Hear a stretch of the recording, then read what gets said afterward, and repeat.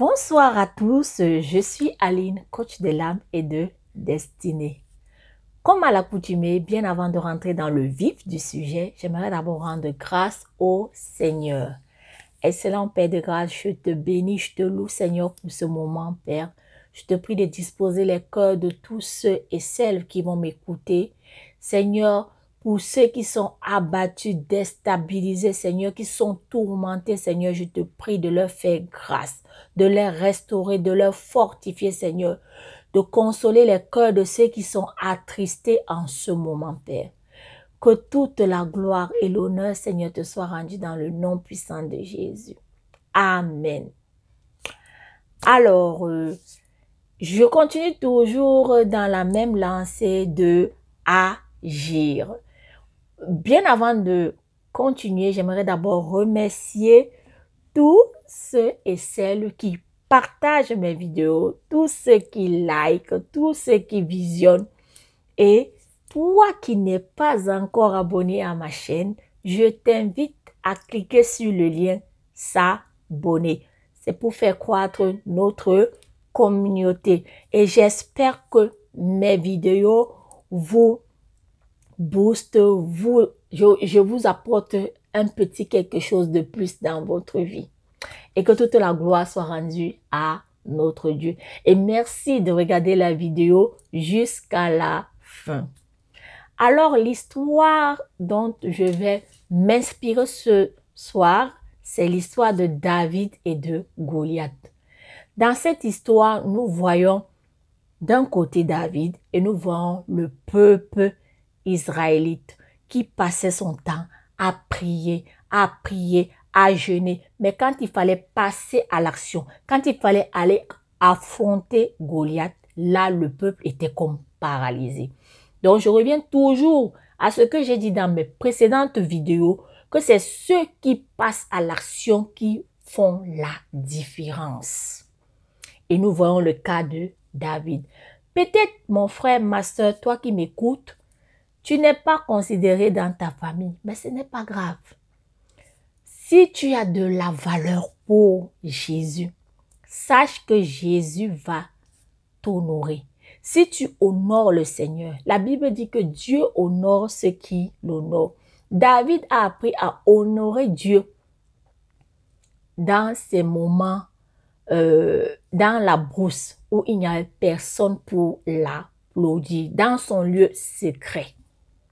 Il a appris à passer du temps avec Dieu, à se connecter à Dieu. Il a appris à tuer le lion et l'ours. Personne n'était dans la brousse. Il était seul avec son Dieu. Et c'est le même Dieu qui l'a amené maintenant au lieu du combat. Et aussi, plusieurs personnes dans la vie passent à côté de l'opportunité de leur vie. À cause du manque de discernement. Mon frère, ma soeur, tu dois demander du discernement à Dieu pour saisir certaines opportunités clés de ta vie. Et nous voyons bien dans cette histoire que le peuple priait, jeûnait. Mais lorsqu'il fallait aller affronter Goliath, Goliath les avait intimidés et Goliath avait vu en eux la peur.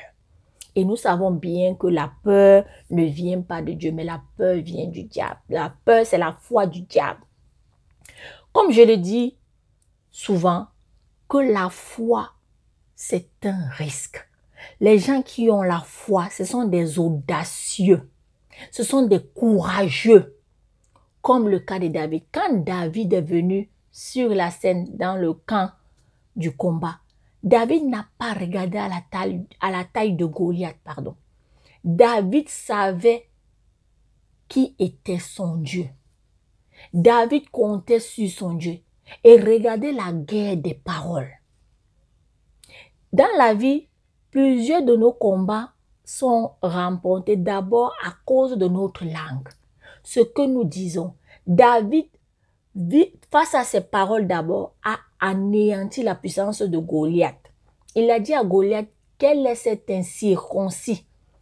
Il a minimisé Goliath. Donc nous devons apprendre à minimiser nos problèmes. Parce que des fois, l'ennemi veut attirer nos sens sur l'importance de nos problèmes. Et parfois, quand nous regardons nos problèmes, nous oublions la présence du Saint-Esprit qui est en nous. Nous oublions la puissance qui est dans la parole de Dieu. Donc, nous devons apprendre à soumettre nos cinq sens à Dieu, au Saint-Esprit. Et David a dit, je vais couper ta tête. David, avant même que le combat ne commence, David avait déjà dit à Goliath ce qu'il ferait de lui. Vous voyez? Et David est passé à l'action. Il a saisi une opportunité dans sa vie. Il a vu que ce combat-là, c'était l'occasion pour lui. Lui qui était méprisé par les membres de sa famille, dont personne n'avait de la considération. Mais David qui était non-aimé. Ce jour-là, tout Israël, tout le camp des Philistins ont connu le nom de David. Pourquoi? Parce que c'était un homme qui a appris à honorer Dieu. Et la Bible nous dit que Dieu honore ceux qui l'honorent. Mon frère, ma soeur, si tu es connecté à Jésus, malgré les insultes, malgré les moqueries des gens, la seule chose que tu dois faire, mon frère, ma soeur, toi qui m'écoutes, toi qui me regardes, c'est de garder jalousement la parole, la prophétie que Dieu t'a dit. C'est de ta responsabilité de garder cette prophétie. Tu ne dois pas lâcher cette prophétie parce que Dieu n'est pas un homme pour mentir, ni le fils de l'homme pour se repentir. David, qui était célibataire, face au combat de Goliath, il a dit, qu'est-ce que le roi va donner à l'homme qui va tuer cet incirconcis, qui ose insulter le Dieu d'Israël? On a dit, il sera le futur gendre du roi. David a dit, allez dire au roi qu'il a trouvé son gendre. Vous voyez la puissance de la parole. Vous voyez la foi. David n'avait pas encore commencé à combattre, mais il avait déjà vu son Goliath mort, mon frère. Qu'est-ce que tu vois? Je reviens toujours à la puissance des pensées. Vous êtes la somme de ce que vous pensez, mon frère, ma soeur. Tu dois changer ta façon de penser. Si tu es oppressé par des pensées négatives, fais violence sur ces pensées. Prends la parole, proclame les versets bibliques, proclame la parole de Dieu. Parce que la Bible dit que la parole est une épée. Elle va séparer les mauvaises pensées. Et Philippiens 4:8 dit que tout ce qui est honorable, tout ce qui est juste, soit l'objet de nos pensées. Et vous avez vu comment David a dit, je viens au nom de l'Éternel, du Dieu d'Israël que tu as insulté. Et David, à cause de Saint-Pierre et d'une fronde, il a vaincu, il a tué Goliath. Ça, c'est le surnaturel. Comme je le disais précédemment dans ma vidéo, le surnaturel vient quand tu agis. David n'est pas resté statique. David est venu honorer Dieu et Dieu l'a honoré. Le même jour, David, son statut a changé. Il était non-aimé. Maintenant, c'était l'homme le plus connu en Israël.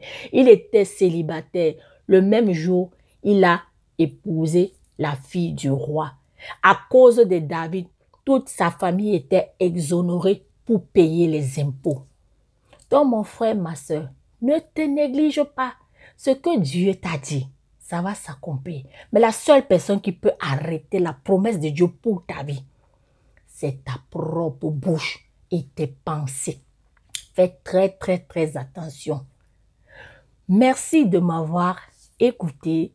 Je vais d'abord rendre grâce à Dieu pour ce moment que nous avons passé ensemble et j'espère que cette exhortation va te booster, va t'encourager.